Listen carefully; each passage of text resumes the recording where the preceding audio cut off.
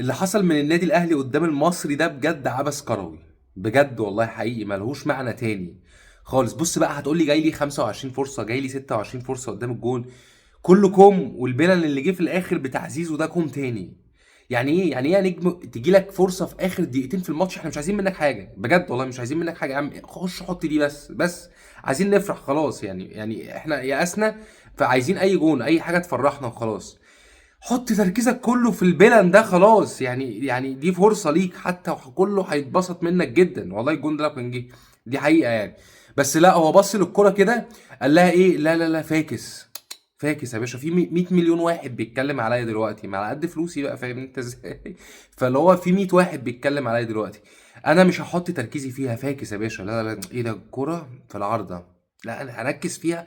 حطها في يا عم، حطها في نص الجون، محدش هيلومك، محدش يقول لك انت بتعمل ايه. انما ده عبث.